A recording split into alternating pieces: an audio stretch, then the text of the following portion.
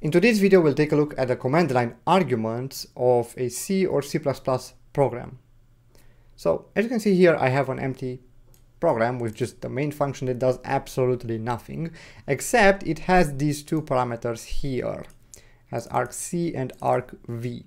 What we can do is add a breakpoint here and launch the program.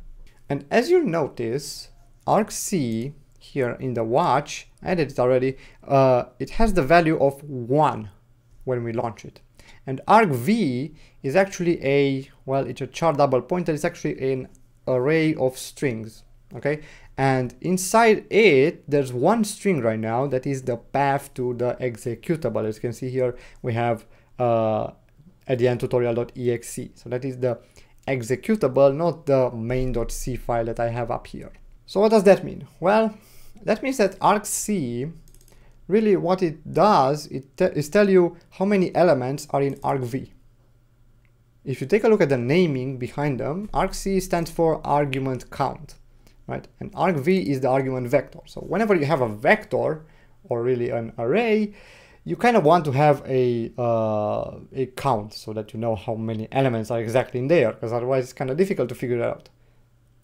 So this is why you have two parameters in here, both of them referring to the same thing, to the arguments themselves. What are the arguments? The arguments are the ones that you pass at the command line whenever you execute the code.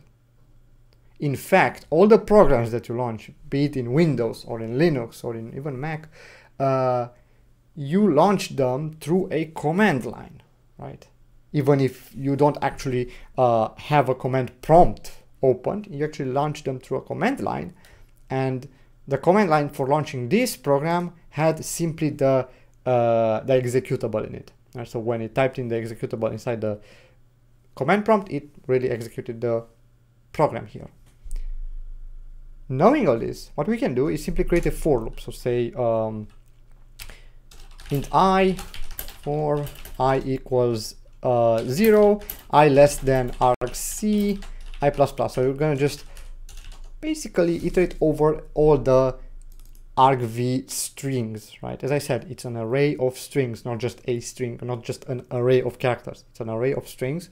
And because of that, we can iterate through that. And what we can say is printf, and I'm gonna do something interesting here. I'm gonna say argv as a string, really. I'm gonna pass in the index here as a parameter to printf. And say argv of %d is, and actually %s. And then what I can do is, well, I want our index here to be our I, and then our string here to be actually argv of I. Okay? So that way we're gonna see basically a line for every single argument we get inside our program. So if I launch this now, you'll notice I get argv of 0, that is this guy. So we saw that already, that's fine, that's nice. But how can we have more arguments? Because as you can see, I don't type anything in the command line, I'm just kind of hitting F5 and that's it. Well, for that, we're gonna have to either configure the ID or just open a command prompt. So if I open a command prompt, here I have one opened, that's actually opened right where our tutorial.exe is, right? And what I can do is just execute it. So if I say tutorial.exe, you'll notice I get the same output. argv of 0 is tutorial.exe. Now, the key difference is that I can actually type in arguments here.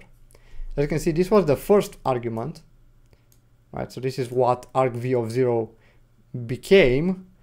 And the second argument, we can say, for example, test. And if I hit enter now, you'll notice argv of 1 is populated. And that is with the value test. So really what C does is split all the arguments at the space character and simply populates an array of strings called argv with every single argument that it found there. So I can just continue adding test, then test2, test3, and or test4, whatever, and I'm gonna get a string for each one of those arguments. Now, knowing all this, let's create a simple program that just takes in all the numbers that we pass in as command line arguments, and it basically multiplies them all together and gives us a result on the screen. Sounds fair enough. How do we do that? Well, first, we have to realize that the first parameter is always going to be the executable, so we don't care about the first element inside the argv, right? So we're going to have here, first, I guess we should define a result, so result, and let's initialize that to 1, because what we want to do is just multiply result by the numbers that we get from the command line arguments, and if we initialize it to 0, well, we're always going to get 0 if we multiply by 0, right?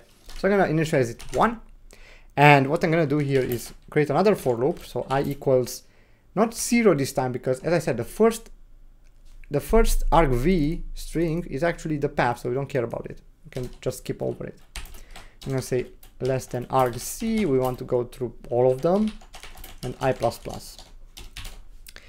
And here what we can do is just simply say result equals result times argv of I, right? We can take in argv because it's there and it's going to work nicely. And at the end, let's also printf our result. So result, I don't know, multiplication result, let's say result is %d, right?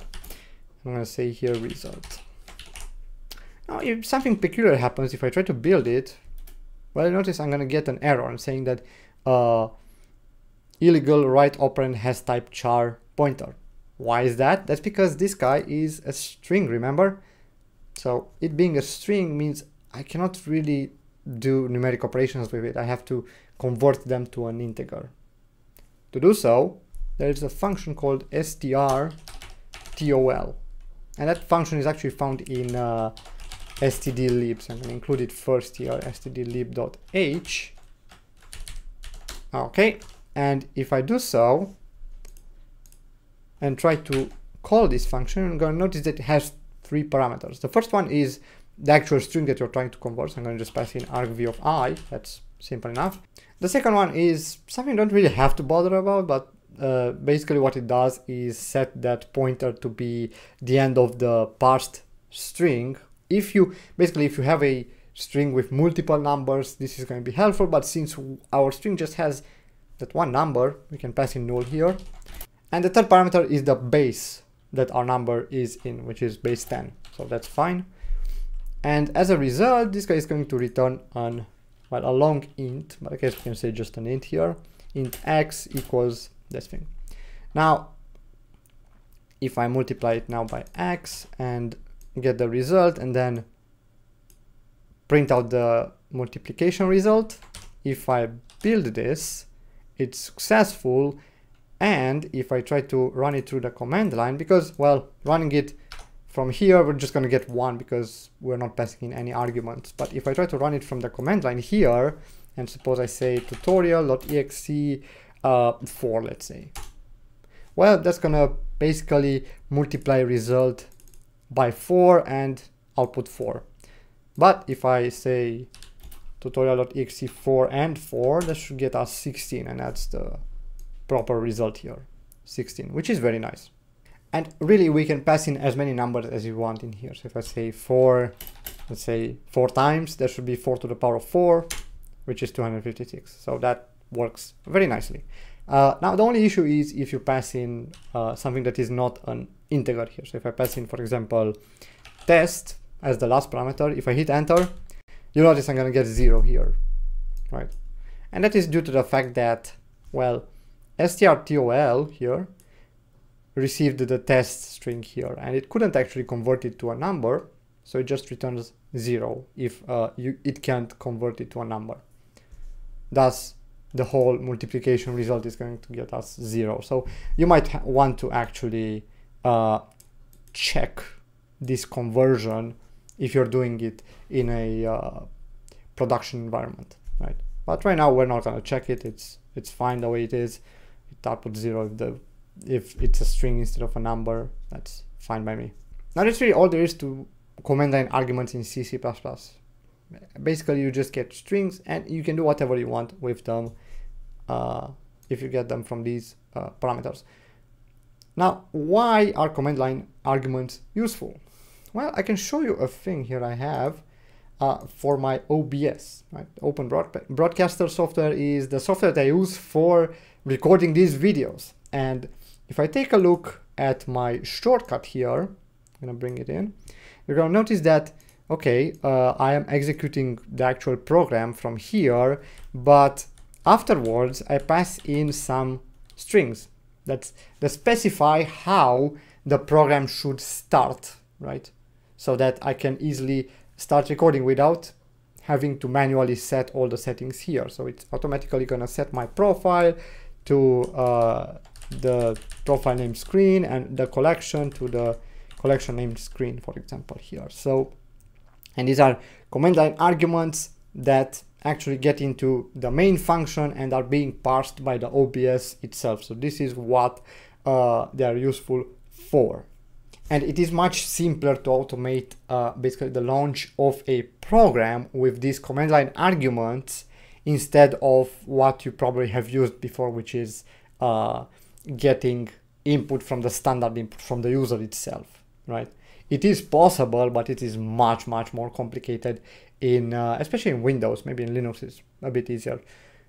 But really, this is the convention if you want to start a program in a certain way, right? Or have the program do something with just the command line arguments. Okay, thank you guys so much for watching. I hope you understood what's going on with the command line arguments now.